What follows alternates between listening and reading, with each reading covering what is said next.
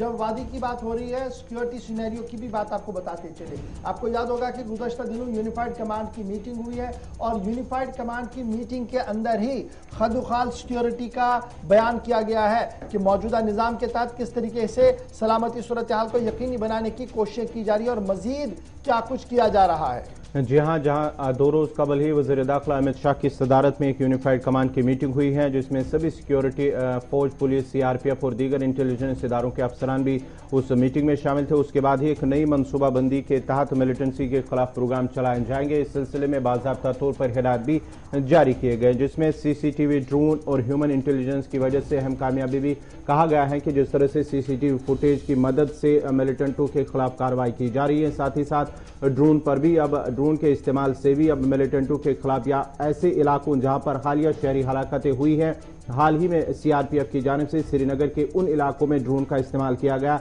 जहां पर अकलियती तबके से वाबस्ता लोगों की ज्यादा तादाद है, वहां पर नजरगुजर रखी जाएगी, ये सीआरपीएफ का मानना है। और साथ ही साथ अब जो माना जाता है कि जदीद आलात के साथ साथ सीसीटीवी फुटेज और नई जो हिकमत अमली बनाई जाएगी, उस सिलसिले में माना जाता है कि ह्यूमन इंटेलिजेंस की बुनियाद पर भी जिस तरह से कामयाब ऑपरेशन मिल रहे हैं फोर्सेस को, इस सिलसिले में उससे मजीद मुतहरिक और मजीद फाल बनाने की कोशिश की जाए और शहर के खारजी और दाखिली रास्तों पर इजाफी फोर्सेस को भी अब तैनात किया जाएगा। Round the clock electronic surveillance, vulnerable areas यानी जो हसास इलाके हैं वहां पर इलेक्ट्रॉनिक सर्वेलेंस के जरिए से नजर रखी जाएगी। ड्रोन का हाल हमने गुज़श्ता दिनों आपको दिखाया था कि ड्रोन ग्रिड को कायम किया गया है श्रीनगर के अंदर। Round the clock control room जो है वो सेट किया गया है और स्पेशली जो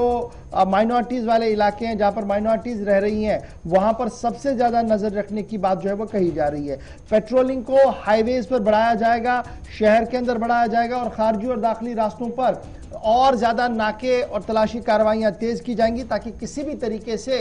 शहर के अंदर मिलिटेंट जो है वो दाखिल ना हो सके और मिलिटेंट शहर से कार्रवाई करने के बाद बाहर ना आ पाए। इस हवाले से भी इकदाम जो है वो उठाए गए हैं। मोबाइल बंकर, नए बंकर, उसका क़याम और दीगर चीजें जो वो सामने रखी गई है। उसके साथ साथ वो 80 फैमिलियां जिनके बच्चे मिसिंग है और मिसिंग पिछले काफी वक्त से है, उन पर गहरी नजर रखी जा रही है। एक एदाद-ओ-शुमार जो मरकजी वजारत दाखिला की तरफ से जारी किया गया है जिसमें कहा गया कि 50 फैमिलियां, 80 फैमिलियां ऐसी हैं जी जिन पर गहरी नजर रखी जा रही है, जिनके बच्चे घर छोड़कर चले गए, एब्सकॉन्डिंग है। लेकिन एजेंसियां जो है, चाहे वो सेंट्रल एजेंसियां या स्टेट एजेंसियां हैं, वो वहां पर गहरी नजर रख रहे हैं ताकि सूरत हाल किस तरीके की बन रही है और उन पर भी तलाशी जो है वो जारी है।